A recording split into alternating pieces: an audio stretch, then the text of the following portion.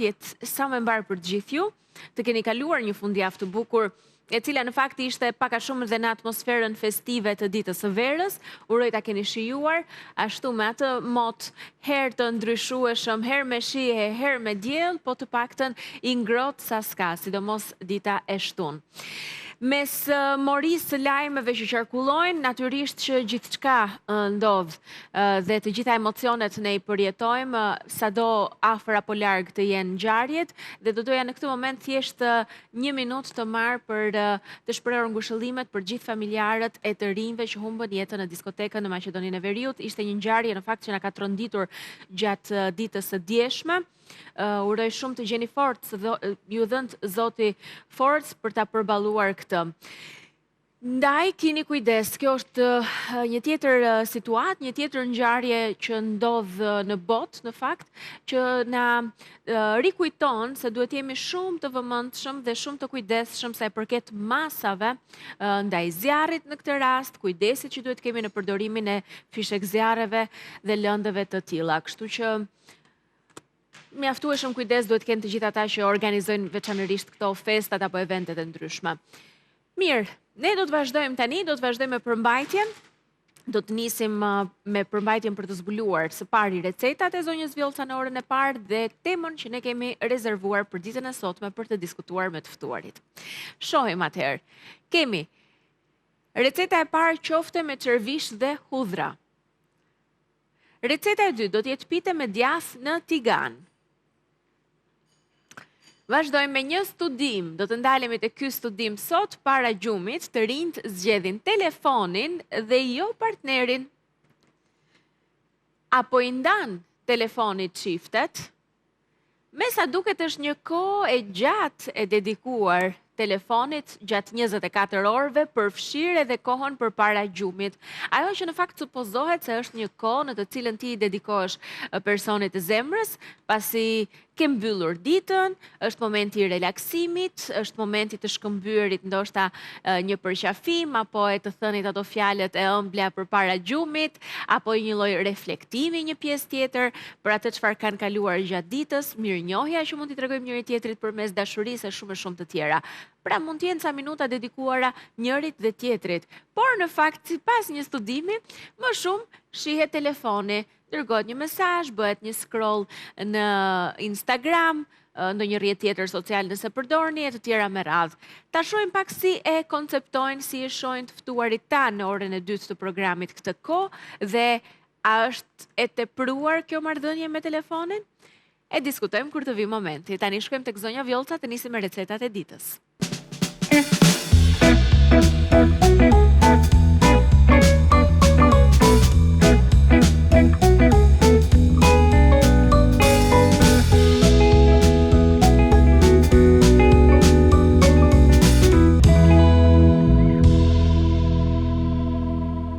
Mirëmëngjes, zonja Vjollca. Ti kam pa herë tjetër, E di, me vështirësi. po gjithmonë kam esur me vështirësi. Nuk dukesh fare. Thjesht nuk e kam thënë me zë të lartë, siç e thash sot. Ja ku jemi dhe do të sjellim recetat e ditës së sotme. Siç tham, qofte me çervish dhe hudhra është receta e parë. Është një gatim tradicional për të kaluar një ditë. Pse jo dhe kështu, mund ta shoqëroni me një pilaf, mund do ta shoqëroj me diçka tjetër, por se pilaf kemi bërë, edhe bollëkur kemi bërë shpejt, se t'ishte pak se vonë. Tani përbërësit për të realizuar çervish, më falë. Te fjala çervish është pjesa e salcës, që mund të quhet edhe qull, por ka një ndryshim. Kur themi çervish, mund ta bëjmë vetëm me ujë, ose me lëng mishi, si kur unë do të zvendçoj sot me një kub magi nga produktet e mishit, ose mund ta bëjmë, nëse unë do të hedh 800 ml ujë që baras me 4 gota ujë, atëherë mund ta bëjmë gjysmë qumësh, gjysmë lëng mishi, ose gjysmë qumësh, gjysmë kos. Unë do ta lë ke ujë. Variantet e tjera mund t'i sjellim një herë tjetër, dhe pse themi çervish, pra ke çervishi mund të bëjmë kështu ndryshimesh. Bukuri. E vore ti 2 lapsë se bëra unë. S'ka gjë. Po e shoh atë aparatin. I kam bën lupën, po jo. Jam betuar që nuk do ta prish. Tani, këtu kemi një kokër qep mesatare, Katerina? Është në prizë, po e pash, po.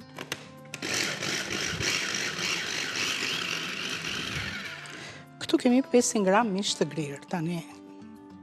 E shikoni vetë ju. Po pati një ngjyrë të tillë, mishi është special. Kemi vendosur një fet buk, edhe kemi kulluar mirë. Në qumësht mund të vendosni dhe në ujë. Këto dorezat i kam pak si të mëdhaja, edhe më duket sikur kam marrë borxh, edhe pse janë të reja, kuptohet. Janë më të lirshme. Do me edhesh një kokër vezë këtu? Po, direkt. Hedhim dhe këtë fetën e bukës.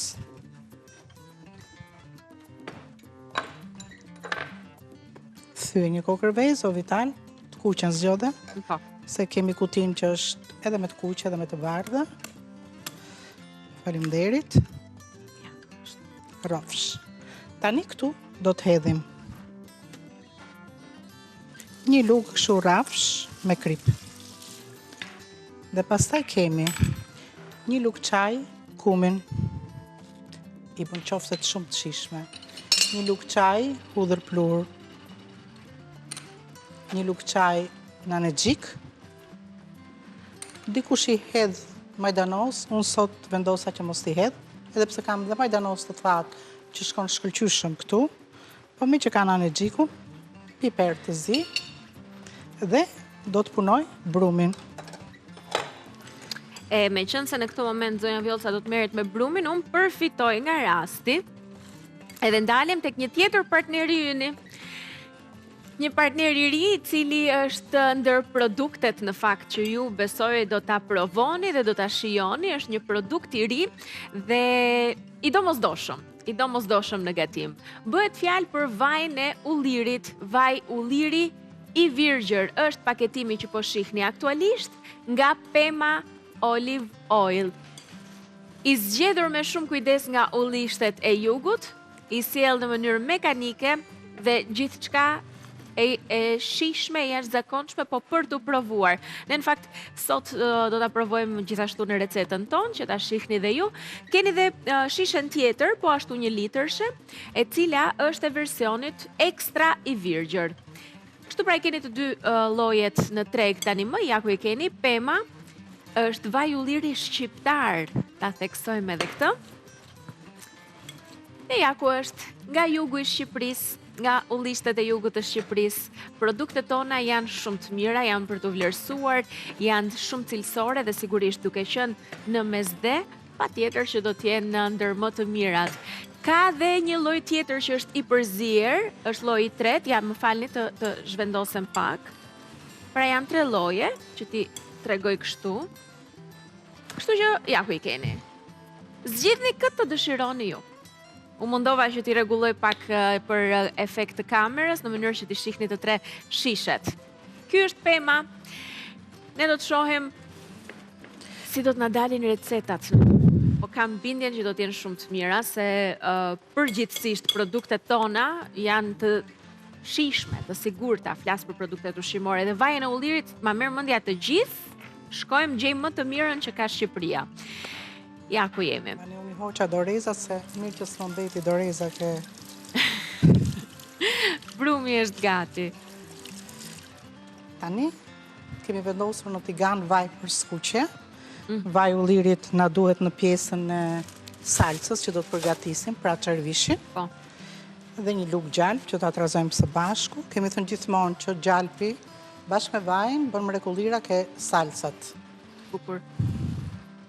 E ndezim këtu, mirë është tani që ky brumi qofteve me një telefon fino të vendoset në frigorifer për 30 minuta, që të gjithë përbërësit shpërndajnë ose miksojnë ato aromat dhe shijet dhe qofte dalin të përsosura. Do marr një lugë gjelle. Madhësia e qofteve është sipas preferencave, mund t'i bëni edhe të mëdha, mund t'i bëni edhe të vogla fare. Do më thënë, Si, po. më të vogla se një top ping-pongu, po mund t'i bëjmë dhe qofte kështu të zakonshme. Do marrë që vaj tani. Ta bëjmë gati Pema Olive Oil.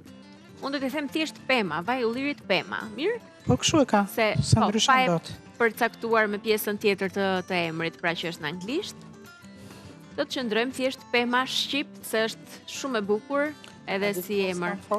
E po jo. Ja, gati.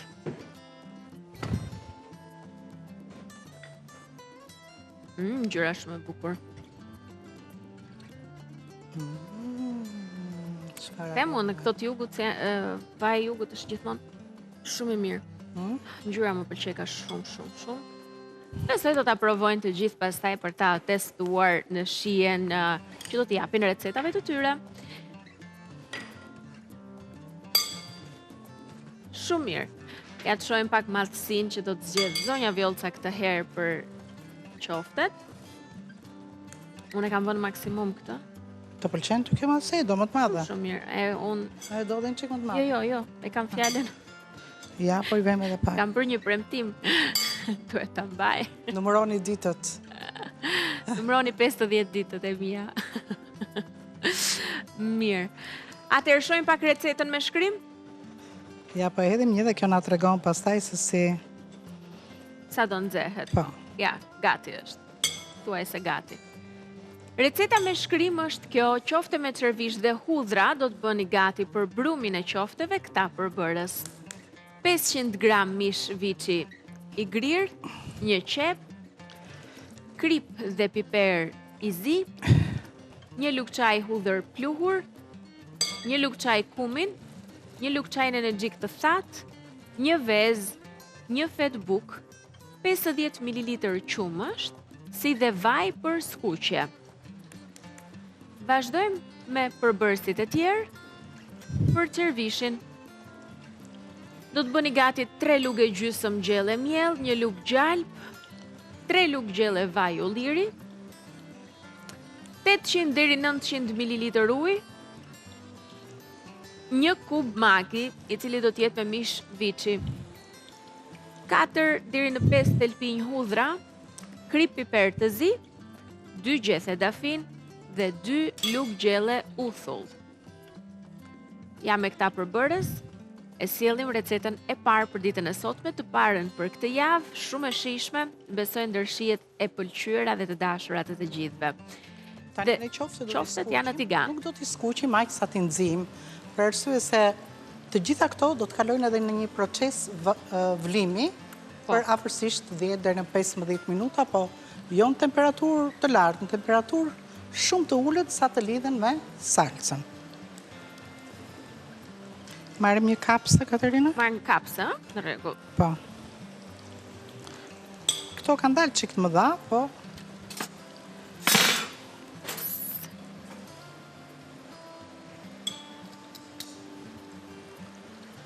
Prit më. Kjo është e para. Ja. Edhe një çik le të zverdhet, nuk ka problem. Në rregull. Dhe një nga produktet që do të na duhet për t'i dhënë shumë shije të mirë, qofte me çervish dhe hudhra pra kësaj recete, është magi. Magi është një nga, le të themi, elementët që i shton aromë, i jep shije shumë të mirë recetave që mund të jetë pule, viçi ose perimesh, kombinuar shumë mirë me erëza të ndryshme. Ndaj themi që ka një shije fantastike çdo recetë nëse shtoni nga ato kubat të magi. Gjithashtu të mos harrojmë të supat e gatshme dhe noodlesat. Noodlesat që për 3 minuta janë gati. Jo më largë se dje edhe vetë kam konsumuar një prej tyre, është një nga këto kupat. Këtu ne kemi versionin me pul në fakt. Kjo është me djegse, me pul, po djegse. Pikante. Pra pikante, sepse ka piper të zi dhe spec djegës. Unë preferoj më shumë atë versionin tjetër. Po gjithsesi, ju zgjidhni vetë në markete atë që dëshironi. Mjafton të shtoni ujë të nxehtë, për 3 minuta e keni gati. Ka dhe pakon me erëza brenda, ndonjëherë për të thyer nepsin për ndonjë pjatë aziatike, ndonjëherë për të konsumuar diçka kur nuk kemi kohë për të gatuar shumë. Kto janë shumë të mira ndoshta edhe në ambientin e punës. Mjafton të keni ujë të nxehtë, që mund të jetë ndoshta edhe nga aparat ekspres apo besoj ndihma për të gjetur ujë të nxehtë tani në kompani të ndryshme është e mundur edhe ndonjë kuzhinë të vogël që vën në dispozicion. Kështu pra ka plot mënyra për të konsumuar noodlesat që në shtëpi mund t'i kombinoni gjithashtu dhe me perimet të ndryshme. Tani ti rrotullojmë qoftet? Po, shike rrotulloj. Jam dhe i fillon. Okej.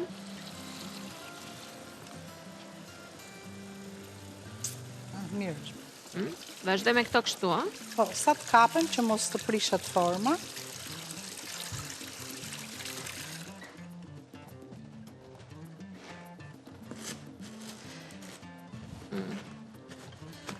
Do dhe pak. Ja se të afrojën tiganin andej ma tanë ty që unë të mere me salcën tani.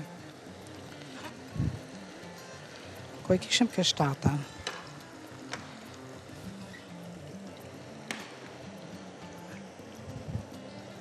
Kjo donte edhe pak prende e ktheva plot. Po këto janë bë? E ati shot tani. Okej. Po mirë është, shumë mirë. Ja, këto janë bërë shumë mirë. Jo, këto s'tojnë bërë akoma, se këto të dyja i vuran fund fare. Në rregull. Presim edhe pak, që t'jenë gati të marrin pak ngjyrë. Tani do vazhdojmë me çervishin. Po, unë mendoj që është vaj këtu, jo ujë. Vaj i kësaj që me vendosëm në moment, kapses.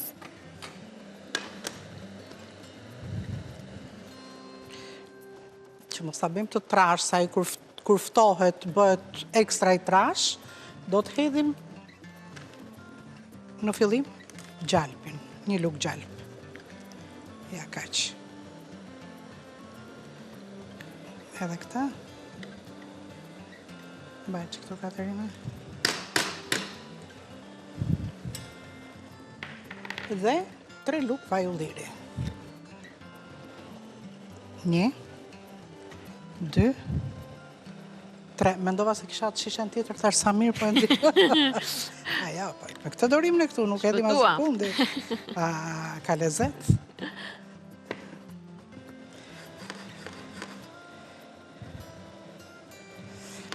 Këtu do të hedhim 3 luk, 3 luk e gjysë miell. Miell për çdo përdorim. O vital.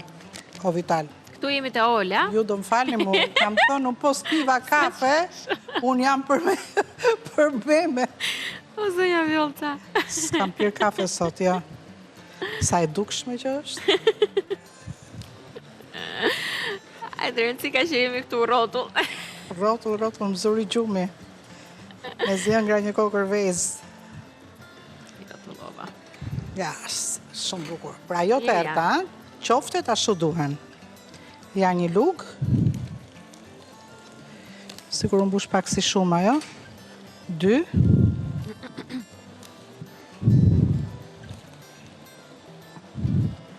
3. Ja dhe një gjysëm, 3 gjysë. Shumë mirë. Këto të para ti hequn tani? Po, hiqi. Po e vë në pjatë atër.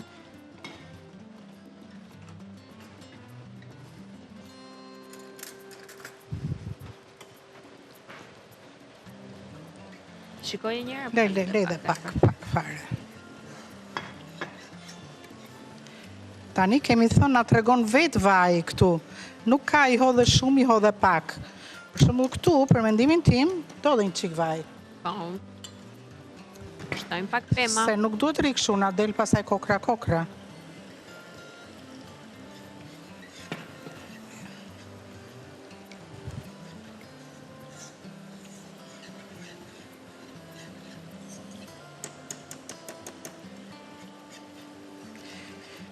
Nëse do t'a bëni me qumësht, do t'a bëjmë qik më të errët se lajthia, që kur të hedhim qumëshin të na dali në ngjyrën e lajthisë. Nëse t'a bëjmë me ujë, do t'a skuqim fiks si në ngjyrën e lajthisë.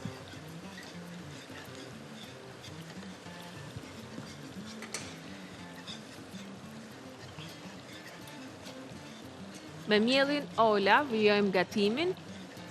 Është ai për çdo përdorim, ai që gjithmonë qëndron në dollapin e ushqimeve.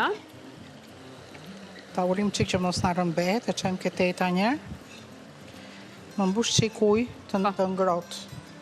Këtë 500 ml, pastaj mbushim përsëri.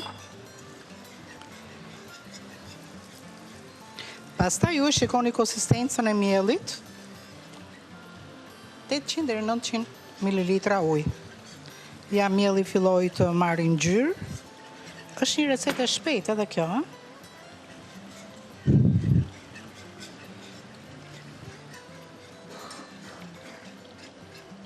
E fikim këtë tani, fike? Të fik fare?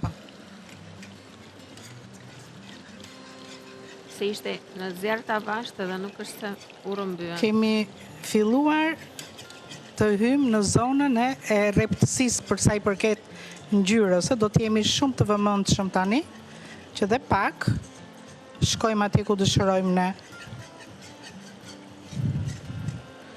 Nuk duhet hequr asnjëherë rasja e vezëve, ose ajo luk druri, çfarë ju do të razoni, me qëllim që se 1 sekond ta lësh këtë, kështu fillon e nxihet nga poshtë.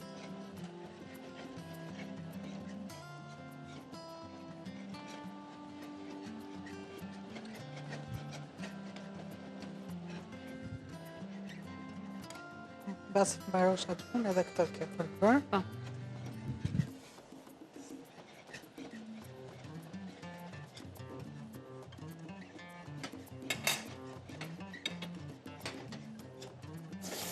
Gati një kub maki.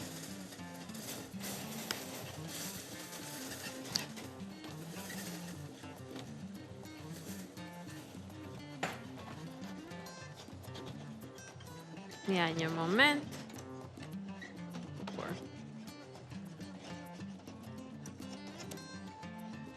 Lore Katerina, më sill ujin.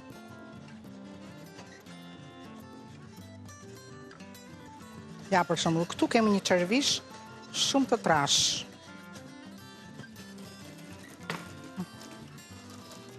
Edhe mirë këtu, gjysmën. Kaq. Ti kishe mbushur 500 këtë, a? Po, të dyja. Po. 500 unë i kam hedhur. Po. Shumë faleminderit, Pierre Magi.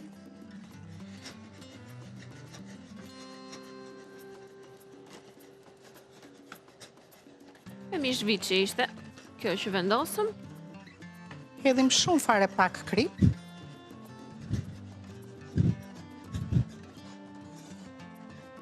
E rrisim temperaturën tani. Salsa është bërë shumë e mirë, nuk është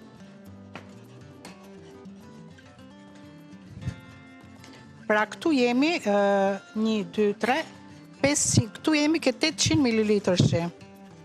E shohim, nëse është shumë e trash, atëherë përsëri hedhim edhe një çik ujë. Po unë mendoj që duhet ja hedhim, se do zjej bashkë me qoftet, edhe do shkoj atje ku e kemi tani.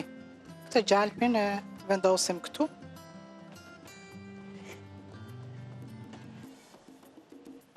Që t'i japi edhe atë valën qofteve, të ketë kohën e vetë.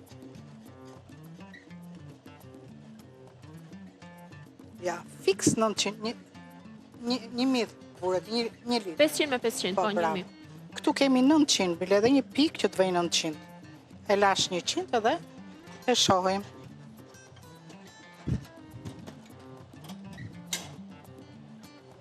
Tani do të vendos qoftet dhe pak piper të zi këtu.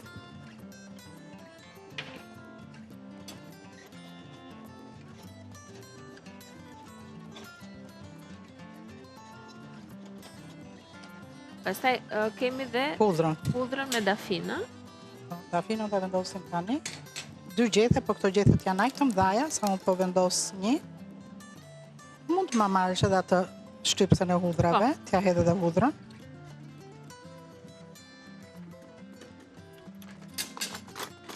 Uthullën e hedhim në fund fare.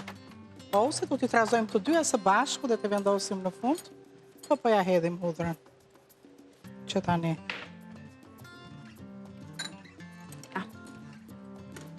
Edhe hudra që i jep super shije, që është e vërteta, aromë shumë të mirë. Edhe uthulla zakonisht e plotëson në aroma dhe në shije, ja kushtojmë hudrën.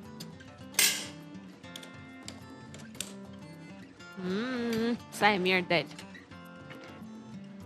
Dhe dal nga dal do bëhemi gati Për receta tjetër do t'jetë pite me djath në tigan. Po, dhe kjo pite do t'jetë një moment shpejtësie ku ne vim nga puna, mund të kemi në një supë dhe për ta plotësuar këtë supën, mirë ishte edhe një byrek.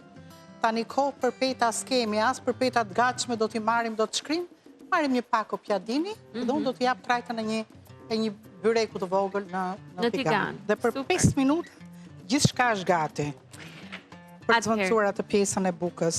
Ose mund të mos jetë kjo për të shoqëruar një supë, mund të jetë një mëngjesi të shtunës, a të dielës, a për në gjyshet që jemi në shtëpi, kur ikim fëmijët në shkollë.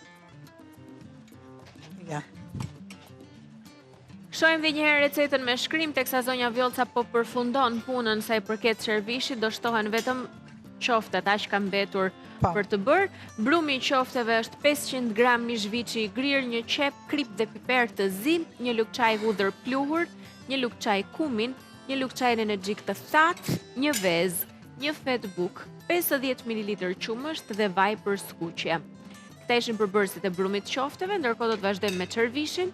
Kemi 3 lugë gjysmë gjelle miell, 1 lugë gjelle gjalp, 3 lugë gjelle vaj ulliri, 800 deri 900 ml ujë, 1 kub magi mish viçi, 4-5 telpinj hudhra, krip, piper të zi, 2 gjethe dafin dhe 2 lugë gjelle uthull. Shtohen qoftet në këtë moment dhe të zihen të gjitha bashk. Një vale shkurtër, tha zonja Vjollca, 10-15 minuta ishte një maksimum, po themi. Jo në këtë ritëm, shive po, nga dalë, po. Da veke pesa, ja kaq, që të zej shumë avash, ku të japim mundësi edhe qoftë, ja përlem shumë, hajtë 5 gjysmë. Që të japim mundësi edhe qoftë, ja të gatuhet plotësisht, të kaloj një proces zjerjeje, po dhe salca të marri konsistencën e duhur. I hodha shumë fare pak ujë, as një filxhan kafeje, që të vej aty ku dëshirojmë ne. Dhe do filloj gradualisht të na dali këtu cifla yndyre. Kur yndyrat jenë në sipërfaqe, atëherë gjithçka ka përfunduar. Ti vendosim dhe kapakun. Bukur. Kjo ishte pra receta e parë për ditën e sotme. Me këtë recetë kemi nisur javën, do të shkojmë në publicitet dhe kur të kthehemi, siç tha zonja Vjollca, një ide super të shpejtë për shije shumë të mirë, pite me djath në tigan, pra edhe një recetë praktike. Për 5 minuta, djathrat mund të keni vetëm djath pice, duhet që djath që shkri, mund të kemi provollo djath të tymosur, snadel mund të hedhim pak a shumë, pak djath të bardhë, që të janë gjisi që ka djathi që shkrin brënda. Opsionale është pjesa e majdanozit, për shembull kur ja bëjmë besës nuk e do majdanozin, gjethet, po, si pas preferencave, dhe me shumë fare pak përbërës, çfarë do, pak qumësh, një gotë qumësh, një vezë, kush i do ta gatuaj me ne ti nxjerrin tavolin, nëse keni në një pako me pjadini, nxirreni se i mbajmë në shtëpi ndonjëherë për këto të vegjëlit dhe vazhdojmë së bashku më vonë. Pas pak, vazhdoni që ndroni me ne në shije shtëpi e takohemi pas publicitetit. Jemi përsëri bashk në shije shtëpi në transmetim direkt në televizionin Klan. Ju falenderojmë shumë që jeni me ne. Do të vijojmë tani me recetën tjetër. E para po vlon. Shiko se yndyra në sipërfaqe. Është shumë e mirë. Është e sigurt që do të jetë shumë e shijshme. Mund edhe ta servirim. Në rregull.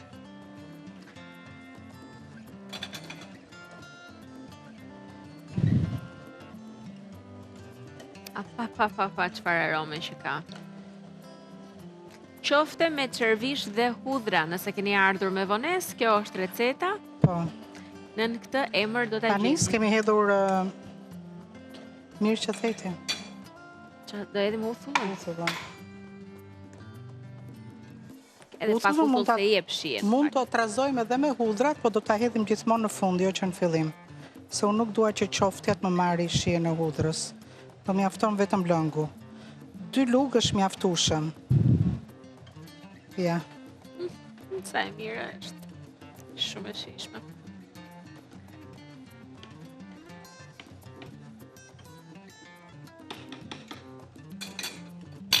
E plotësojmë tani servirje në pjatat e Komodita Home. Ja bëjë këtej. Po. Bëjmë. Ka vem edhe një gjetë dafine ta gjejmë. Ishin 2 këtu.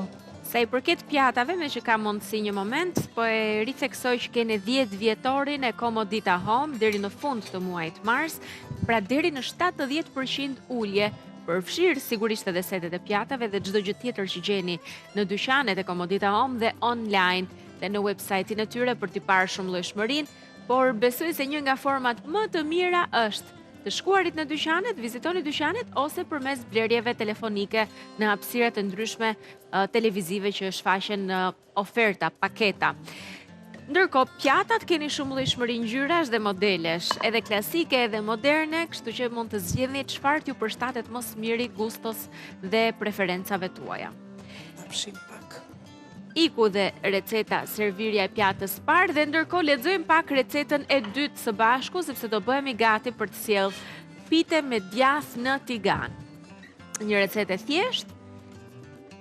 Atëherë do të bëjmë gati 3-4 peta pjadine, 100 gram djath pice. Nëse doni mund të shtoni dhe majdanozin. Do të kemi dhe salcë për lagjen e petëve. 1 gotë qumësht, gjysmë gote ujë, 3-4 lugë gjelle vaj ulliri, 2 vezë mastësi të vogla do t'ishte mirë dhe pak krip. Pra këta do t'jenë përbërësit, camë për një recet, ja ku i shihni dhe kështu, për një recet super të shpejt, pa i bërë vetë petët me brum, pa marë petë byreku, po duke i marë petët e gatshme të pjatineve, për ta bërë sa më praktike gjën. Keni vezët ovital në tryez, keni gjithashtu ujnë selita të gazuar, do na duhet dhe ujë gazuar, Po. Mund të keni dhe ujë kështu, po përderisa ne kemi të gazuar, natyral. po edhe ujin e gazuar. Nuk ka humë e gjethja tjetër. Ka i këtë kafë. Ta kërkoj unë. Gjeja. O, sa e bukur më ka humë gjethja. Ja ta gjejmë direkt. Yndyrë ka shumë. Nëse dikush e ka lënë mangu të ndyrën, mund të bëni atë specin e kuq me pak gjalp që hedhim në për, ose me vaj ulliri, që hedhim në për pjata. Po unë mendoj që yndyrën e ka super mjaftueshëm. Ta sjell? Po. Apo e merr vetë më mirë që ta vendosësh. Se marr unë.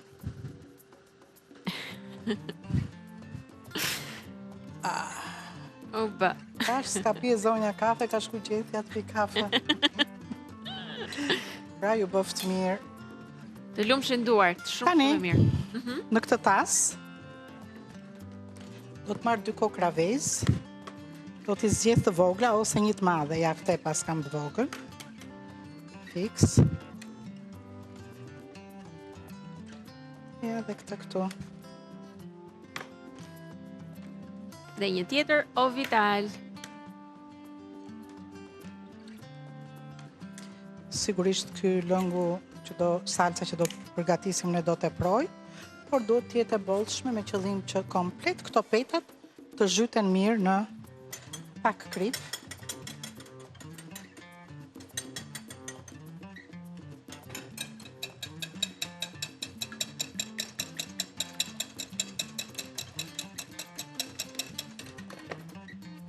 Hedhim pak fare vaj, shumë pak këtu.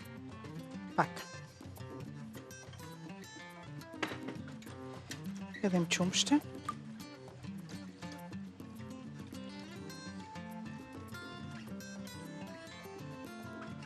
Kjo gota ishte shumë e madhe. Edhe një gjysmë gote. Merr një nga ato gotat e shkurtra, Katerina, po. Me ujë.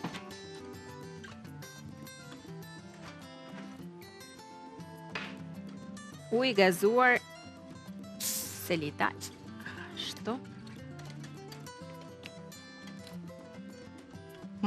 Edhe plot, ë? Jo plot kjo. Stop, mjaft.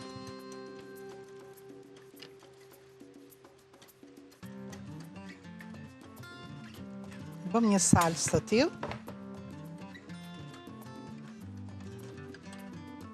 Mund të keni vetëm këtë djathin, vetëm e të bardhë nuk e bëni dot, por bashk mund t'i përzjeni të dyja së bashku. Tani vendosim këtu një tigan dhe jo vaj si për të skuqur, po do të hedhim pak vaj sa të lyejmë mirë fundin e tiganit. Ta bëjmë me furç. Po, ja ku e kam furçën. Që ka dhe.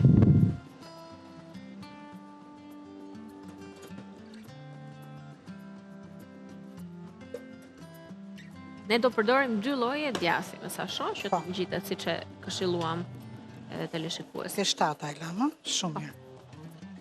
Ma di ku të vendos këtë, sa të kapet edhe do ta ul edhe një çik, se nuk dua që të më nxihet peta. E lyem këtë petën, edhe këtej, tani shikoni orën ju, se sa do vonohemi. Nga të dy anët. E nxjerrim, e lëm të kulloj kështu.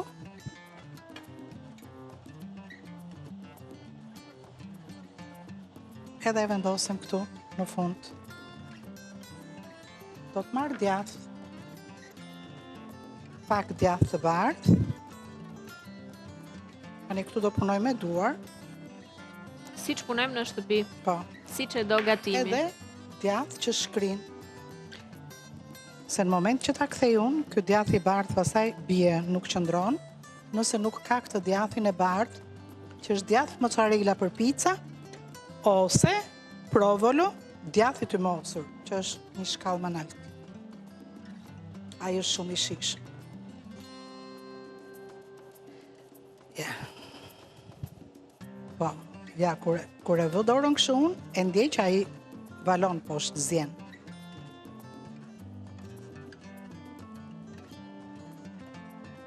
E qojmë kështu deri në fund, kemi kohë dhe mundësi që ta bëjmë. Tani, si për këti djathi, do të marrim një petë tjetër. Këto petat janë të gatshme, do më thënë, desha them të gatuara, që ju mjafton t'i vendosni në një tost tjerë për t'i pjekur dhe është okej. Ja, vendosim këtë tjetrën sipër.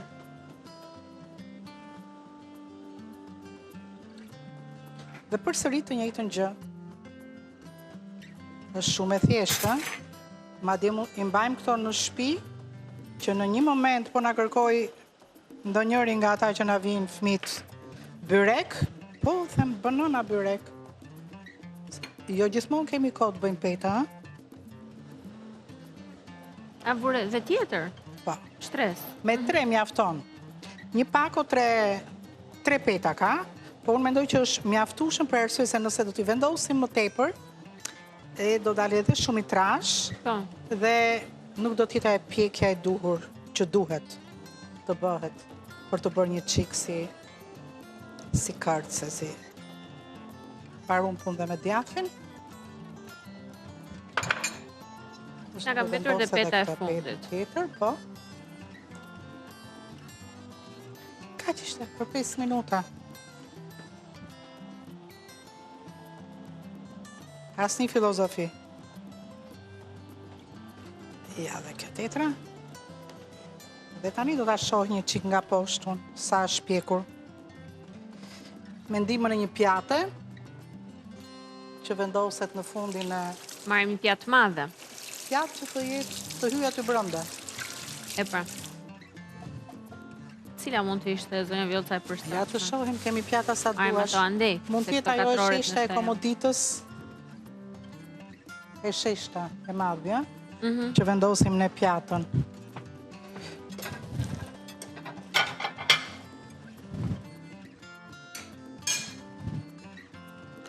Jo.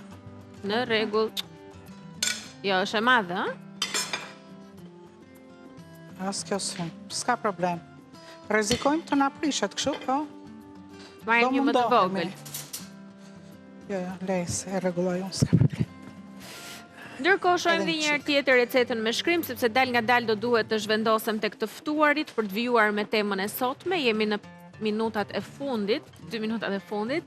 Atëherë pite me djath në tigan, kemi 3-4 peta pjadine që i gjeni në markete, janë gati, 100 gram djath pice, majdanoz sipas dëshirës, pra nëse doni që ta shtoni si përbërës, dhe salca për lagjen e petëve. Kemi 1 gotë shumësht, gjysmë gote ujë, selita, 3-4 lugë gjelle vaj ulliri, pema, 2 vezë të vogla, o vital dhe pak krip. Ndërkohë po ju them një studim të lezetshëm që po lexoja pak më herët në marrëdhënie. Po unë e rrotullova. E ktheva. E ta shohim pak. I japim dhe këtë ngjyrë prap. E shikon që kur s'është pjata deri në fund na rëshitin që kjo, po s'ka problem. Shumë mirë, zonja Vjollca, sa ajo tani... Po zonja Vjollca I do kështu Zori thik, mos dalë vizore. fare kjo, po. Vazhdo. Edhe vetë pjadinët nuk janë njësoj. Tani pjadinët I kishim njësoj. Fajin e ka pjata, po unë do kisha vënë bast. Dhe zota besoja kur, me gjithë të pjata që kemi këtu, po s'ka I Të ishte fix për atë. Nëse tregoni histori me perime të cilat kanë super fuqi, pra të krijoni ca mini pralla, ku personazhet jenë perimet dhe të jenë me super fuqi, është vërtetuar se fëmijët janë të prirur që t'i konsumojnë ato. Gati 80% e fëmijëve që janë marrë në studim kanë vepruar kështu, pasi e kanë dëgjuar për rallën me superfuqit e perimeve, kanë ngrënë çdo perime që ju është vendosur në tryez, bazuar pra në historinë e treguar gjithmonë. Ndërsa pjesa tjetër vazhdojnë t'i refuzojnë, flasin për fëmijët që kanë probleme në konsumimin e lule lakrës, e brokolit, e kungullit, e perimet tjera të ndryshme që jo rrallë herë kur I shohin bëjnë ato refuzimet e tyre. Por nëse ju e bëni brokolin apo spinaqin super të fuqishëm që lufton e ku di unë si mund ta krijoni në momentin tuaj me imagjinatën tuaj për ata, do të mund t'ja dilni. Tani kështu është bërë studimi, po kot nuk e thonë, sikur ta testoni nëse keni vështirësi në ushqyrjen e fëmijëve, keq nuk bëni. Recetat janë thuajse gati të dyja. Kjo është për t'u vendosur këtij. Ma e punë atë. Që ta servirim edhe recetën e dytë. Dhe dal nga dal unë do të spostohem tek të ftuarit.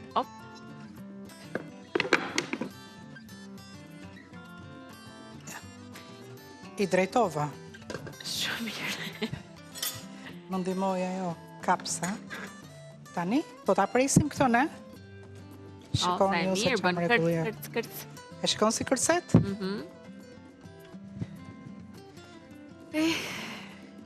Ka dhe I sekret tjetër, që ai djathi këto, nuk hajnë të ftohta, hajnë gjithmonë të ngrota.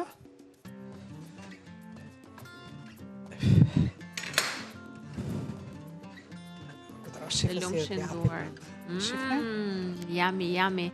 Ja, vendose vetëm pak më ande zonja Vjollca të pjadinet që duket më qartë këtu. Shumë mirë. Të lumshin duart. Po ja, për 5 minuta vërtet u bë. Doni byrek ju? Me sahat në dorë, pite mund t'i them, kësaj se pitja I ka petat qik më të trasha se byreku. Edhe ju bëftë mirë. Të lumshin duart. To janë zgjidhje që do të bëjmë ne në kuzhinë për një emergjencë. Nëse do të kisha një supë, edhe këtë, ja, këtu. Në mes kjo në tryez. Kur ke një supë, mjafton 2 copa të tilla, zvendçon bukën dhe e shkëlqyshëm. Ja.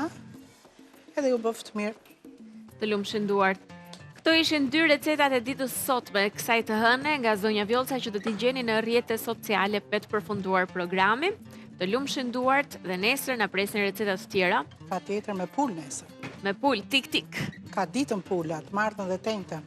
Jemi me recetat e pulës tik-tik, kështu që besoj do t'i ndiqni me shumë dëshirë dhe ato. Ndërsa pas pak, do t'jemi me të ftuarit në studio, ku do t'flasim për marrëdhënien me telefonin apo I ndan telefonit çiftet. Kjo bazuar në një studim që tregon se më shumë kohë kalohet përpara gjumit me telefonin se sa me partnerin. E diskutojmë. Bashkë me rupafshim. Nesër jemi prapë bashkë me zonjën Vjollca. Takohemi për pak minuta. Rikthehemi për të vijuar me temën e ditës. Me njëherë do të bëj prezantimin e të ftuarve. Manjola Vasmatić, jam e sakt me Vashmatić, do të ishte më sakt akoma. Faleminderit shumë ndjes për ngatresën. Faleminderit që jeni me ne. Vijoj me doktoreshën Denisa Golemi, ginekologe, kënaqësi që jemi bashkë, dhe Gerion Treska, I cili është po ashtu me ne në studio, I vetmi burr sot me ne, kështu që do jesh zëri mashkullor I bisedës. Dhe në Skype do të kemi Ardiola Bodinaku, si psikologe të na jap pak këndvështrimin e saj, sa I përket temës së sotme. Përshëndetje Ardiola. Përshëndesim. Agida, mirëmëngjes. Mirëmëngjes. Flasim për telefonin. Për telefonin dhe për një term të ri që po e gjenim tek sa shikoja pak për temën që ishte Fubbing, në mos gaboj, po, për nga telefon, phone and husband, që është pak a shumë një term i cili shpjegon lidhjen tashmë jo me partnerin, por me telefonin. Shiko, mua më bën përshtypje se pse e kanë lidhur me husband, pse vetëm me burrin. Jo wife. Burrat që kanë problem, domethënë. Gerion. Gerion. Ju rrinin telefon para gjumit. Edhe jemi. Qëndronin telefon para gjumit e shikoni e dëgjoni këtë gjë në përgjithësi, po e nis me Gerionin. Po çik neshje do të shohim si dole. Ndeshja po rezultatet, kuptoj. Ca lajme do të shohim. Është në fakt është kthy në një zakon shumë. Ka pasur shumë gjithë ditën në fakt. Qatë bëjnë luën darkë ndeshjet.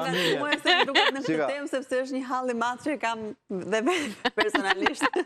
Është jo, gjithë ditën do punosh për familje. Pastaj koha për veten. E vërteta është që telefoni tash është bë si personi shtesë i shtëpisë, fatkeqësisht.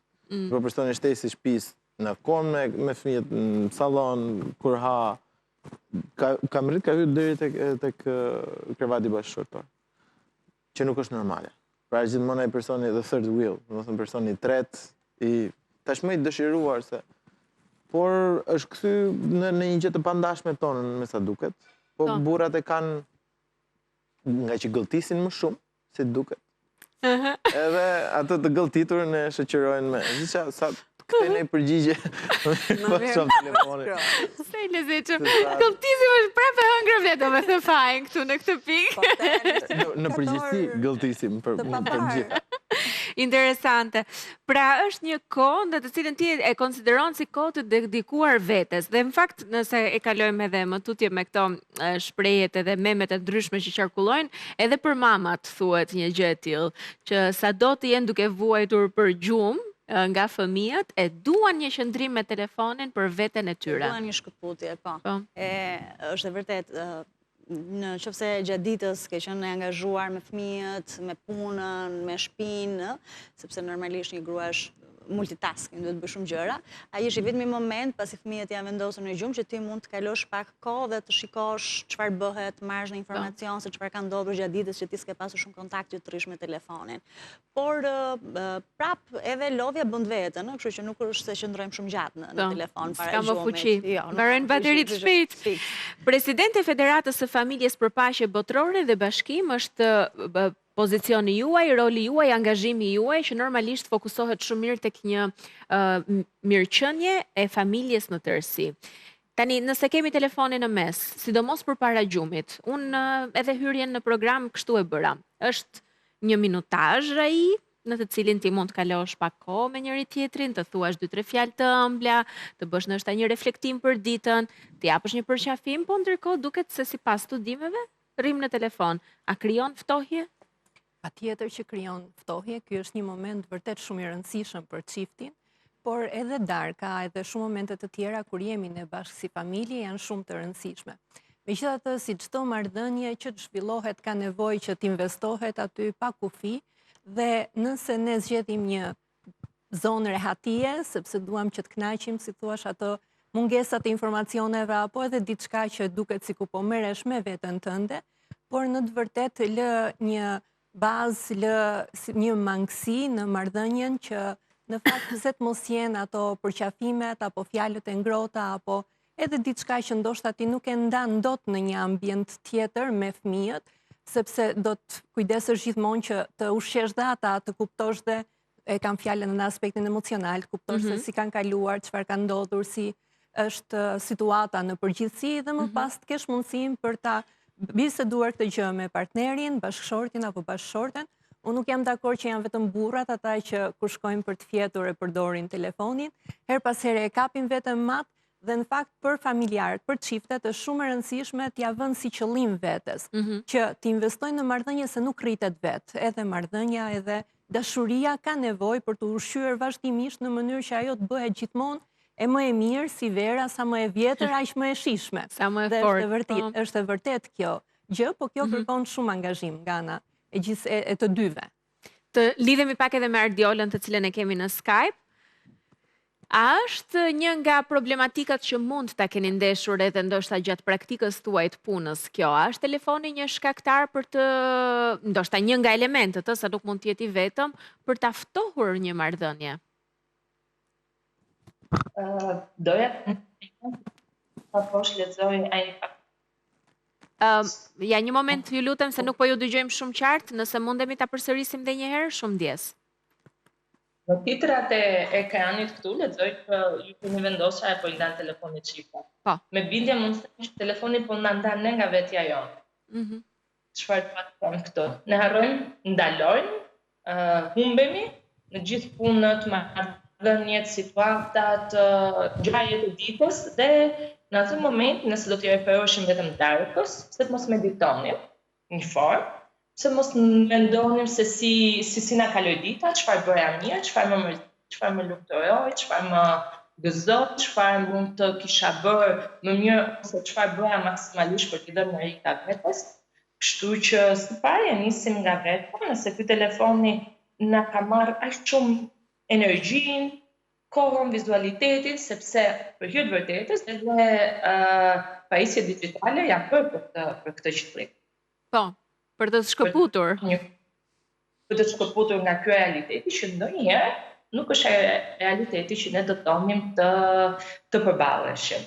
Nëse do zhvetohemi pastaj tek marrëdhëniet të shtift, për hir të vërtetës qëndron fort edhe e impakton mjaftueshëm marrëdhënien, për të filluar pastaj konflikte, dyshime, ti flet partneri apo partnerja është përhumbur aty, po më dëgjon, kishte mendje sepse për hir të vërtetës, pajisjet digjitale janë krijuar në të funksionojnë, për mjafton që ti të kërkosh një çështje apo një imazh apo një fenomen, do të japi sugjesti gjithë kohës. Kështu që mbushja e kohës së telefonit në kohën tonë reale, që të vërtetë krijon edhe sepse ky telefon është më i gatshëm të ta përgjigjë sa vet partnerët. Kështu që në një përgjigje të ta individit të thellohet, të mendsoj që çfarë doje ti të thoje, i ftuar një studio të sportet e të gjitha këto gjërat na marrin kohë. Në fakt, edhe ne vajzat kemi, mamat kemi punë, por nuk zgjedhim të ulemi, por vrapojmë mbas punëve. Që është Gerionin e kryqëzuan pa dashje. Përse këtë ndonjë ndarje pak Gerion, që ndjem të rinë më shumë, po ti vetë more përsipër. Jo, ishte dhe termi, fabbing, nga ajo e nisa pyetjen. Unë e lidha me një gjë që është mashkullore, që është kjo pjesa, si më thënë, gëlltiturit, që ne përgjithsisht duam që sidomos kur jemi familje, të mos sjellim atë barrën në shtëpi. Po. Por më shumë se sa telefoni, se telefoni është mjeti. Problemi është tek të gjithë ato dimensionet e sjelljeve të ndryshme që manifeston përqendrimi ke mjeti. Përqendrimi të telefonit do thotë që ti je tërkohës online, pra je available, ti je në çdo moment je i gatshëm, je aty. E dyta, unë nuk besoj që realisht në telefonin në shtëpi e përdorim për t'u informuar. Ne përdorim më shumë për si mjet thashë themi, se ne më shumë shohim se qa bëjnë të tjerë, qa kanë bërë të tjerët, se sa të rrimet të informojmë, se të del koha dhe me dash, më kupton, sepse të ndërpritet vëmendja. Po. Ne nuk është se mësojmë nga telefoni në këtë pikë. Pra ne thjesht e kemi aty derën e hapur për me pa se qa po bëjnë ata njerëzit për rreth nesh, kupton, për të bërë thashë theme ku di unë tërnesmen, apo në një farë mënyrë edhe me veten tonë. Në këtë pikë ne e keq përdorim telefonin dhe javem më shumë më kollaj që t'javem fajn ati, por jo të reflektojmë për gjithë këtë pjesën e sjelljeve tona. Është më kollaj më marrë me telefonin, se sa me diskutu për ditën, ku di unë me bashkëshorten. Është edhe një lloj përtese në thonjza gjithmonë, pra do të rishi qetë dhe thjesht të shkarkosh Shiko ku është problemi. Energjit aty. Problemi është një reakcion kimik. Pra, ne kërkojmë komfortin, ne kërkojmë entertainment, argëtim, gjatë gjithë kohës. Unë kupton, pavarësisht se unë jam duke pa kuti unë golat e Champions League-ës aty, që është pa lidhje. Por, unë kërkoj argëtim dhe kaloj në pikën tjetër shumë egoistike, që them, unë tani dua të argëtohem dhe marr mjetin që është telefoni, se nuk thot njëri tash unë do argëtohem, marr librin edhe iki dhe lexoj aty më kupton? Dikur ka pas qenë gazeta, nëse keni parasysh nëpër filma, që merrte babai tradicional gazetën dhe kalonte kohë me të, por ajo ishte realisht të lexojë dhe të shihej. Tani është kjo gjë tjetër, qa tha ky, qa bëri ky, si e bëri kjo, ku e gjeti ky këtë. A bezdisesh kur mund të ketë raste që ti e thret bashkëshortën 3 herë për shembull dhe nuk e ka mendjen se është telefon apo e kundërta, që mund të thrasin, edhe ti i aq i përqendruar aty se të jemi realist që ndonjëherë kur je vetëm telefon, mezi kthen dhe përgjigje. Jo se do që të mos i kthesh përgjigje apo të jesh i pasjellshëm, thjesht je shumë i përqendruar tek telefoni. Po, e para punës është e lidhur me, këtë unë, po them, me momentin se çaj duke parë aty, dhe pastaj bëhet kështu lufta e vëmendjes, ti e ke vëmendjen te unë, si më thënë, ke qenë gjithë ditën jashtë, tash jemi bashkë në shtëpi, çka ka aty aq interesante, më kupton se dhe ajo është si ti je jashtë, s'është e je nuk je prezent në shtëpi. Do të thënë idealja është ti në shtëpi. Po mendërisht si. Është idealja të vish në shtëpi, ta hedhësh telefonin silent atje ke cepi, se ne bëjmë, ja justifikojmë vetes me po se mund të marrë një gjë nga puna. Thuti se jemi ne, kupton, pa firmën tonë su bën një gjë. Ajo se po kemi njerëz, kemi pleq, më kupton, mund t'i bin telefonin. Gjithmonë gjehet mënyra se si me justifiku. Po me sa duket, qëndrimi në telefon është një lloj argëtimi. Madje edhe thashë themet që preke Gerion, është interesante që edhe kjo në bazë të studimeve i japin çdo individi një lloj kënaqësie. Pra, edhe sikur të qëndrosh aty kot, nëse do ishte fjala e duhur, për shembull në Instagram, thjesht scroll tërë kohën, shiko çfarë bën njëri, çfarë bën tjetri, pa një përfitim në fund, është një lloj kënaqësie, po që mund të shkaktoj edhe dyshime, tha edhe Ardiola. Pra mund të shkaktoj edhe debate, konflikte, ti po qëndron shumë gjatë telefoni, bie që të kesh një interes tjetër, bëhet një film 3D, apo jo, bëhet një skenar. Patjetër, në fakt unë kam dëgjuar që ka edhe aplikacione që bashkëshortet ja vënë njëri tjetrit për të spionuar se ku ato janë, çfarë bëhen e tjerë dhe normalisht nëse kalon në këtë pikë, mungesa e besimit ka arritur në kulmin e vet, edhe kështu që në këtë marrëdhënie ka shumë hendeqe. Megjithatë doja të vazhdoja pak atë që tha edhe zotria që në fakt ne mund të japim një përgjigje pasi na kanë thirrur 3 herë nga telefoni, këtë mund ta themi të gjithë ne her pas here na ndodh diçka e tillë, por ndonjëherë ajo fjala mirë ose një përgjigje që jep tjetri nuk është vetëm fjala, ajo çfarë ne përcjellim kur nuk e kemi mendjen, apo dëgjojmë, kur nuk e kemi mendjen, ndoshta është 1% e asaj që në të vërtet personi ka, dhe ne humbasim vërtet lidhjen me tjetrin, duke u gjetur te kjo kënaqësia, do të thoja që është shumë e shkurtër, është ajo që vjen në mënyrën më të shpejtë të mundshme, siç e përmendi edhe Agida, dhe ne në fakt përgjithësi tentojmë tani, jetojmë në një kohë ku kultura e gjërave të shpejta, e kënaqësive të shpejta që tek ushqimet ndryshe këtu ndoshta nga shije shtëpie, por në përgjithësi është ajo që të marrim në kënaqësi sa më të shpejt. Megjithatë, nevoja e vërtet është që njeriu ka nevojë të përqafohet emocionalisht, të ndihet mirë së brendshmi, të jap dhe të marrë dashuri dhe ndonjëherë kërkojmë në këto format e shpejta të jashtme, të cilat në fakt vetëm sa na e shtojnë atë urin për të provuar një gjë, një tjetër, si që dalin ato videot njëra pas tjetërës dhe të mbajnë aty dhe të konsumojnë kohën, të izolojnë nga familja. Ma më kujtoj që jo vetëm e ndodh kjo gjë që është një formë dëshkimi ta izolosh dikë, qoftë në burg apo diku tjetër, ne vetë izolohemi në këtë lloj mënyre duke kuptuar që në thelb ti ke ndëshkuar veten, si përfundim nga produktiviteti që ke nxjerrë në një farë mënyrë nga ajo kohë. Ka plot forma argëtimi të cilat mbeten gjallë, edhe gjatë në jetën tonë që janë edhe në natyrë apo koha jeta është në fund produktivitet, është bërë intensive dhe ndoshta nuk e kemi të gjithën këtë, por ka edhe lojra që mund t'i bësh në shtëpi, në familje, dhe veçanërisht komunikimi është thelbësor. Çfarë bënin prindrit tanë, se edhe duke u përgatitur për temën, po e mendoja në fakt, me qënë se ne nuk lidhemi kaq shumë me njëri tjetrin për pjesën e darkës, po themi ku përgjithsisht mblidhet familja. Po çfarë bënim më përpara? Luanin domino, 2 veta në shtëpi? Bisedoni më shumë. Fatkeqësisht kishin edhe më shumë kohë se ne. Kishin edhe më shumë kohë se ne, edhe këtë kohë. Se marrën punën në orën 4. Telefon nuk kishin. Jo, fatkeqësisht po them për ne. Për ne, që Se mbrojmë dot situatën, Për po. diskutimin. Se mbrojmë veten. Mbarojnë punën në orën 4, më kupton, dhe kishin shumë kohë për të kaluar së 4 me bashku. 10, po themi s'po e çojmë Po. ne. Ja gatove, more me gjërat e shtëpisë, po me njëri tjetrin. Kam përshtypjen edhe më të shpërndar, apo jo? Njëri bënte punët e shtëpisë, tjetri shihte televizor, pak a Ishin shumë pak më të ndara po. rolet. Po, bëni dhe një stil jetese më të shëndetshme. Sot, ne po përmendim këtu pjesën se si ndikon të pjesa e marrëdhënieve, mos harrojmë që ndikon shumë edhe të cilësia e gjumit. Pjesa e përdorimit të celularit, sidomos në momenti që shtrihemi, ai rrezatimi e drita blu që emeton ekrani i telefonit është një frenues për prodhimin e një hormoni shumë të rëndësishëm që është hormoni i gjumit, melatonina. Po. Kështu që në momentin që ne shtrihemi të flem, dritat janë të fikura, ai hormon prodhohet normalisht në trupin tonë dhe ne bëjmë në gjumë dhe bëjmë atë ciklin cirkadian.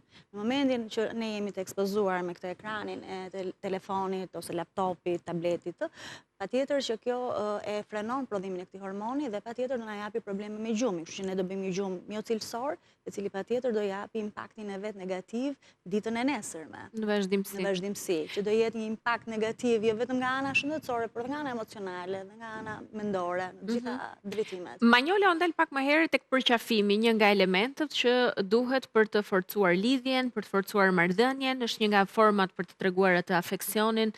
Ndërkohë zgjidhet telefoni. Çfarë ka? Është mungesë dashurie, nuk besoj apo jo? Absolutisht, por mendoj që telefoni, duke pasur edhe këto telefoni, do të thonë mediat sociale, kanë dhe pjesën e krijimit të varësisë. Në momentin që ti je në telefon, jam shumë e bindur që ne vetëm në ato minutat e para jemi duke parë diçka me interes, pastaj bëjmë atë scrolling që ka shumë efekte anësore, se sa përfitime, dhe ne thjesht përhumbemi aty dhe harrojmë për çfarë qëllimi hym në telefon për të parë. Do të kalojmë nga një temë në një temë tjetër, sepse vetë mekanizmi është i tillë që të jep suggestion të kalon në një temë tjetër të ngjashme dhe pastaj ti përhumbesh dhe humbet aty.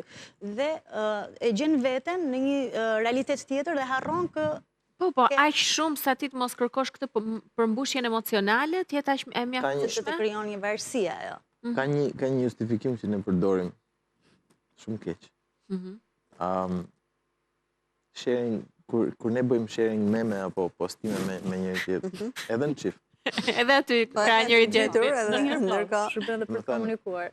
Kulmi i izolimit në një farë mënyrë është se kjo është formë e re komunikimi me njëri tjetrin. Ndaj meme, ndaj postime. Pra, si të them ty që po ti je motra ime e dashur, pra në vend të ati përqafimit, ti çon një postim që flet bukur për motrën, ose për bashkëshorten, apo nga këto që dërgoja këtij personin nëse. Dhe kjo është forma e re e komunikimit e ndërveprimit e njerëzve, që ne e kemi bërë në mënyrë po ta vi një re, tash nëse të gjithë hapim në rrjetet tona sociale, të shohim që komunikimi nuk është me mesazhe siç bëjmë këtej në WhatsApp më të thash, por është me këto. Besoj edhe ti duhet i kesh si bisedat e mia me bashkëshortin që janë zakonisht memet e prindërve që kur i dorëzojnë të gjyshja sa të lumtur janë, ose për paqumsin, ata shohim. Ati shohim. Do shkojmë vetëm pak minuta publicitet, kur të kthehemi do të ndalem pak në një aspekt pak më intim. Tani, është edhe jeta në çift, normalisht ajo që preket, nëse ne nuk i kushtojmë vëmendje njëri tjetrit gjatë kohës përpara gjumit. Pra zgjedhim celularin në vend që të ndajmë kohë me njëri tjetrin. Deri ku mund të shkojë kjo lloj varësie, siç e tha edhe doktoresha, sepse është varësi dhe varësit ndonjëherë ka nevojë edhe për kurim. Pra, kur është ai piku që ka mbritur në nivelin që është tepruar? Se normalisht pa telefon asnjë prej nesh nuk ri dot, është bërë mjet i domosdoshëm, por kur e teprojmë, pas pak. Duket se telefoni është një mjet që po i largon çiftet sa i përket edhe jetës intime, të paktën sipas një studimi të cilit dhe ne jemi referuar në bisedë, rreth 2000 persona nga mosha 22 deri në 44 vjeç, kjo është grup mosha, kanë thënë se 1.6% e tyre, vetëm kaq ka rezultuar, përfshinin marrëdhëniet intime në çift përpara gjumit, pra rutina e mbrëmjes. Ndërsa 43.1% e tyre kontrollonin telefonin, donin të shihnin njoftimet, media sociale, ishin pra me telefon më shumë se sa të qëndronin me partneren. Do të lidhem pak me Ardiolën përsëri. Si e sheh ajo këtë si studim? Mua më duket shumë pak 1.6% në krahasim me 43 që ishte për telefonin. Edhe në këtë grup mosh. Një diferencë shumë e madhe. Kjo tregon se inteligjenca artificiale ka hyrë në jetën tonë në mënyrë të frikshme, por është alarm për marrëdhëniet në të cilën ne po jetojmë. Marrëdhëniet tona intime, sociale, humane, njerëzore, familjare, me të gjithë njerëzit me të cilët ne ndërveprojmë. Kjo do të thotë që duhet në mënyrë të menjëhershme të ndërgjegjësohemi se në cilat kohë, momente dhe pjesë të ditës është e rëndësishme. Patjetër do përdorim teknologjinë, por në cilën pjesë nga sa është e rëndësishme të fokusohemi ke vetja dhe ke kënaqësitë, që nuk janë vetëm kënaqësi, janë edhe domosdoshmëri emocionale, mendore dhe fizike, raporti intim në një marrëdhënie, një rutinë përpara e darkave për çdo I bie që të jetë normalizuar pak a shumë në rast se çifti ka këtë lloj dakordësie, që mbyllet nata kështu, dita, djes. Të vërtetë, sipas këtij studimi, Po. kjo tregon dhe na bën të kuptojmë që ka marrëdhënie që nuk janë të shëndetshme, marrëdhënie në të cilën ti e vëm në prioritet lundrimin, kalimin në kohë dhe jo marrëdhënien tënde intime, çka tregon që po përballesh me emocione dhe konflikte për të cilat ti mendon që nuk je siç ti do doje ti përjetoje këto emocione. Ka disa rezistenta, pra personaliteti I individit funksionon në bazë të disa mekanizmave bërë siç është rezistenca, e mos të përballurit me cilësinë tënde, sepse ndoshta një marrëdhënie intime mund mos jetë në cilësinë e duhur, dhe në vend që çifti për shembull të flasë në lidhje me për këtë temë, zgjedh të shmanget. Kjo është arsye që realisht duhet të ulet dhe të diskutojnë që pse nuk ka më një tërheqje fizike dhe emocionale mes çiftit, por zgjedhin të kenë mekanizma të tillë devijues. E qartë. Po, a e sheh si ankesë ndonjëherë këtë gjë? Ardiola, nëse bën terapi në çift apo edhe terapi me vajzë apo djem të ndryshëm, a e shikon këtë lloj gjëje si ankesë? Është adresuar kjo gjë? Është problematik, jo vetëm në terapi në përqillim në çift, por edhe në terapi individuale, partnerët sillin ankesa dhe çështje situata ku sidomos gjinia maskullore në darkë, sidomos ky TikToku ka marrë mendjen, kohën dhe energjinë e individëve dhe një ankesë shumë aktuale është koha e kaluar të teprin në rrjetet sociale, në kohë që kalorat është zakonisht shumë të mira, nëse do t'i kthesh në kësaj pjesë të parë se nuk e dhash maksimum atë që doja të thoja. Pafund që mund të luhet edhe në marrëdhëniet familjare. Ndërsa në raportin se ka një mungesë të theksuar intimiteti tregon që çifti nuk është në cilësinë e marrëdhënies që do të qëndronte, por ka dhe konflikte të vogla, jo vetëm për konflikte dhe për shumë vendime të tjera që mund të kenë bazë ekonomike, mund të kenë bazë sociale, mund të kenë çështje vendimare. Normalisht si ta dënojmë njëri tjetrin, duke mos i ofruar kënaqësinë e vetme të përbashkët që ndajmë me partnerin. Kështu që doja pafatësisht që të devijojmë, të përballemi, të komunikojmë, të diskutojmë, kuptojmë se si kemi vështirësi të cilin shqipë baston në këtë pyrë, vjedim të zëvëtësojmë atë njëri unë të cilë i këmi përkushtuar jetën dhe e faktikën gjëtë në të krejnë, por që e zëvëtësojmë të pajisje celulare që... Kuptoj. Se kemi dhe këto vështirësit për të dëgjuar qartë Ardiola, por gjithsesi u kuptua. Do të vjoj tani me Denisën pak, aty ku e lam tek pjesa e jetës në çift, marrëdhënia intime, ju edhe në profesion besoj mund të ndeshni edhe këtë ndoshta edhe si shqetësim, dhe mbi të gjitha ju e dini dhe nevojën biologjike për marrëdhëniet intime të një gruaje në rastin tuaj, meqense jeni ginekologe, po besoj dhe adresohen edhe në çift ndonjëherë për ndonjë nevojë të kësaj natyre. Sa e domosdoshme është që të jetë e shëndetshme marrëdhënia në çift në këtë aspekt? Për mirëqenien e gruas. Patjetër që është shumë e rëndësishme, jo vetëm për mirëqenien e gruas, por të dyve, po. Normalisht është marrëdhënia në çift, kështu që impakti është i drejtë për drejtë. Unë e nisa ta thoja pak më përpara efektin negativ që ka nga ana mjekësore, qëndrimi për kohë gjatë në telefon, sidomos në momentin që ne jemi gati për të fjetur gjumë, jemi gati për të ndryshimin nga zgjim në gjumë. Sepse impakti është i drejtë për drejtë. Dhe me thonë, unë i mëshoj më shumë faktit efekteve negative që na sjell kjo pjesa e pagjumësisë, që do na japi një çrregullim total hormonal, një çrregullim të metabolizmit total, që patjetër ka impakt shumë të rëndësishëm, sidomos tek gjinia femërore, te pjesa e fertilitetit, te pjesa e ciklit menstrual, do manifestime që këto ne i hasim shumë shpesh sot. Sot kemi shumë vajza tresomos, si që ishte dhe pjesa e studimit, ajo lloj gruposhe, 22-24. Problemat nuk po them, ka dhe efekte të tjera ansore ose faktor ambiental që ndikojnë, por dhe kjo pjesë, prishja e cilësisë së gjumit dhe prishja e marrëdhënies me partnerin, bën dëmin e vet, dhe i përqafimi që ne tham pak më përpara, dhe ai shumë i rëndësishëm po ta lidhim edhe nga ana fiziologjike dhe biologjike. Në çdo përqafim që ne japim, çlirojmë një hormon që quhet oksitocin, që është hormon që e lidh më shumë njeriun tjetër, të themi, jo vetëm burr grua, por dhe nën fëmijë, të themi.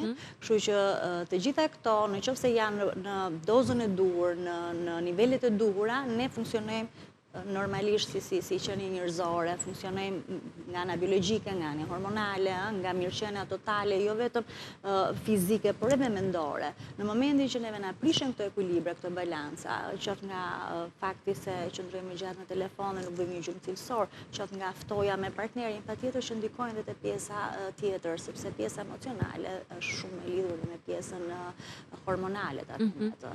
Kështu që imbalancat shihen shumë. Ne i kemi shumë të prekshme në përditshmëri të pjesa e fushës tonë. Tuaj, po.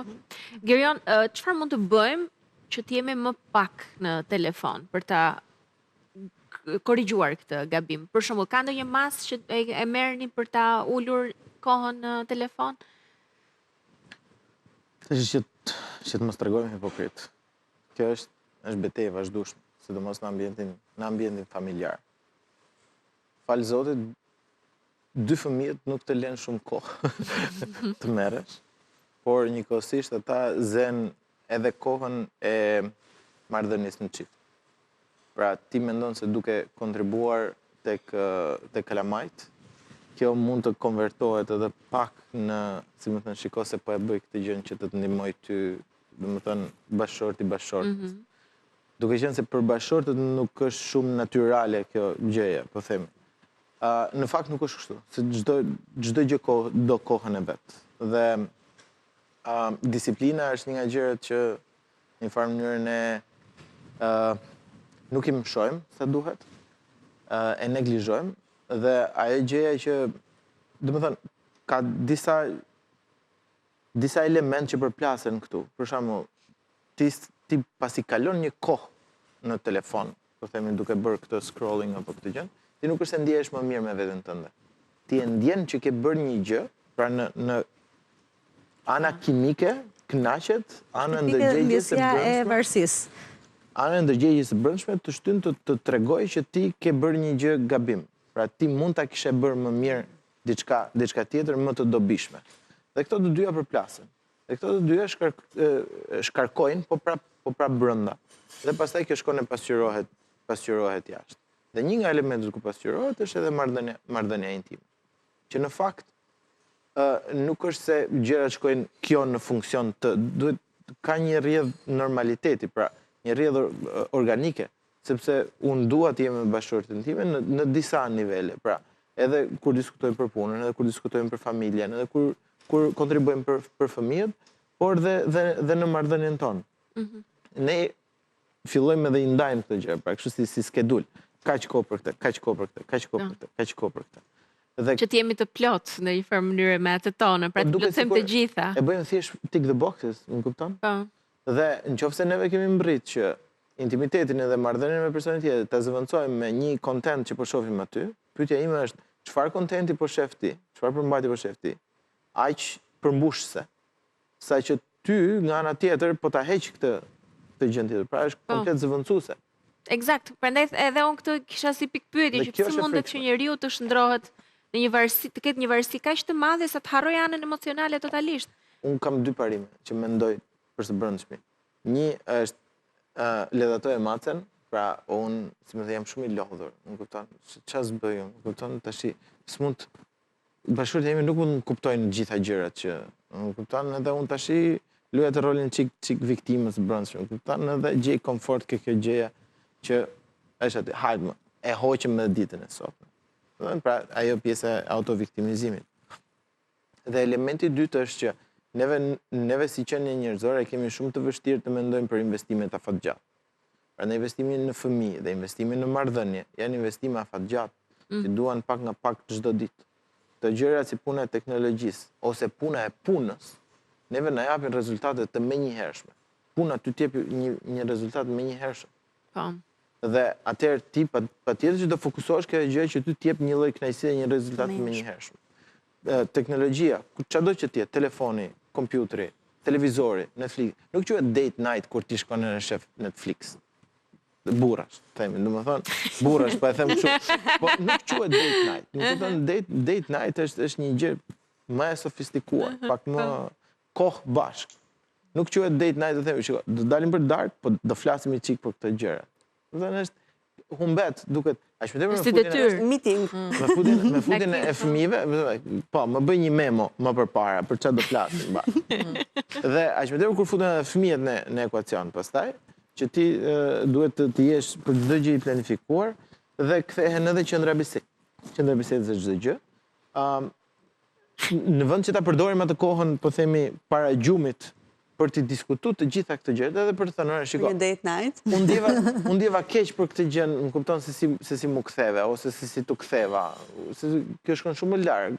Ne bëhemi më krenar, ne bëhemi më të ngurtë, ne nuk kërkojmë falje, ne tregojmë gishtin ke tjetri. Dhe më ajo që i përmbledh gjitha, unë mendoj është ajo që bari është me jeshil, a ne për te. Pra, se për ti shef me rrjetet sociale duke pa barin e tjetër kujt, si duke marrë me tënde, nuk je duke investu ke i joti. Edhe pastaj thu, po si u bom në kështu? Dhe u bom si motër e vlla, u bom si shok. Pa tjetër, se si ke dhënë... S'ke dhënë kohë, si dedikuar. Më bërë shumë përshtypje fjali që the, hajtë se iku dhe kjo ditë. Ama po ta mendosh është pak për të ardhur keq, për jo se thua vetëm ti, pak a shumë të gjithë, kur mendojnë që këto janë ditët tona në fakt. Po ne mes di presim fundjavën për shembull. Çika demonstrur janë shikoj si funksionon. E hëna të merr. Hajde, iku. Është jona dhe hëna.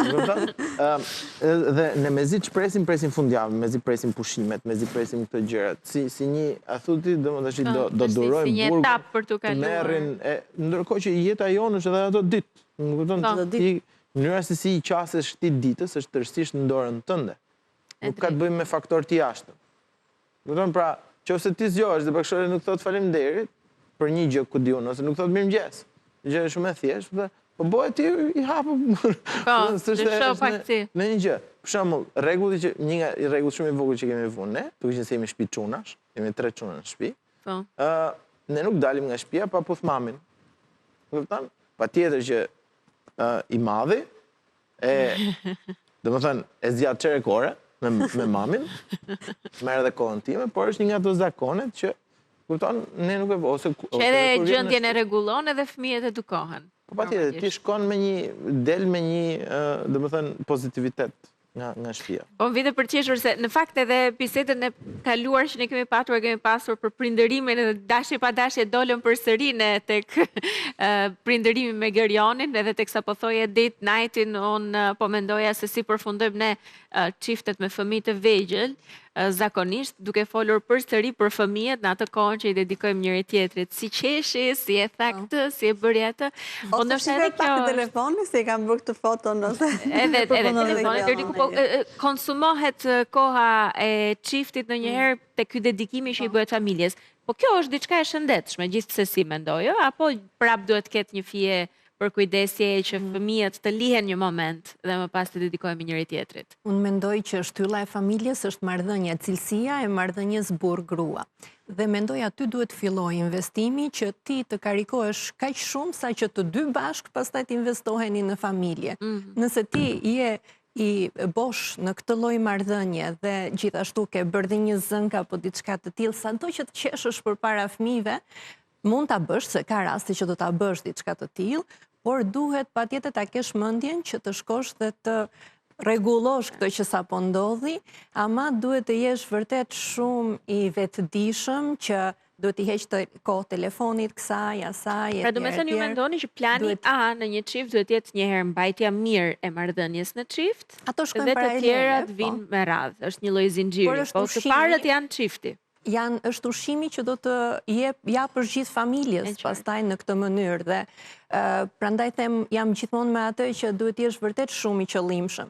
Do thotë që nëse ti futesh në dhomën e gjumit dhe e shikon partnerin në telefon, ndjen që një lloj mungese ndoshta edhe vlerësimi të asaj se çfarë pretendohet të ndodh mes tyre, qoftë në biseda apo edhe në marrëdhënie, apo e kundërta, edhe partnerja mund ta shikoj këtë edhe si një lloj justifikimi dhe ne e dim si funksionon truri i gruas dhe i burrit dhe sa të përkushtuar duhet të jenë ndaj njëri tjetrit vetëdijshëm, vëmendshëm, po se fokusuam vëmendjen atje ku duam të shikojmë rezultat, pak e vështirë për të patur atë çfarë duam të ndjejmë, dashurinë që duam të ndjejmë. Do doja të përshëndeteshim në këtë moment me Ardiolën, se për shkak të lidhjes Skype për arsye teknike ne nuk të dëgjojmë kështu 100% Ardiola dhe më vjen kaq i natë, se doja të kishim edhe pjesën tjetër, por ne do të vijojmë edhe me telefonata nga teleshikuesit, kështu që deri diku nuk po të marr më shumë kohë. Faleminderit shumë që ishe me ne. Të përshëndes. Të përshëndes gjithë. Do të shkojmë në publicitet, kur të kthehemi mund të merrni dhe ju pjesë në bisedë përmes telefonit dhe na tregoni a jeni ju nga ata që qëndroni në telefon, çfarë mangësish sjell apo partnerja juaj si veproni, pra si mbyllet mbrëmja juaj në raport me telefonin, flasim pas pak. Teksa do të presim telefonatat tuaja, përpara unë do të ndalem pak te disa këshilla, të cilat thuhet se mjaftojnë për të ndihmuar një çift që të shmang telefonin. Së pari mund të vendosni një kufi. Do të ishte mirë për shembull që në dhomën tuaj gjumit mos kishte fare pajisje të teknologjisë, përfshirë edhe televizorin, pra ekrane të tilla apo telefonin apo kompjuterin e të gjitha me radhë. Mos përdorni telefonin si alarm, por mund ta vendosni në një orë, është kjo një mënyrë se ndonjëherë vendosim alarmin po pastaj themi hajt po kaloj edhe te ky aplikacioni tjetër, ç'është bër. Nëse jeni të detyruar ta mbani telefonin në dhomë, mjafton ta vendosni diku larg, ku të mos e keni të lehtë për ta marrë kështu siç jeni, por të duhet të shkoni për ta marrë dhe ndoshta do të përtoni. Mendoj kjo është një arsye për ta shmangur në këtë rast. Dhe në mëngjes të mos jetë telefoni i pari që shihni, pra niseni ditën me një përqafim, minimalisht 2 minuta me partnerin. Pastaj, ndoshta ndryshojnë gjërat, mund të vazhdoni me dedikimin ndaj telefonit nëse do të jetë ajo që do t'ju duhet për të parë se çfarë ka ndodhur apo kush ju ka shkruar e të gjitha me radhë. Ndërkohë do të bëhemi gati për të pritur telefonatat në këto minutat fundit.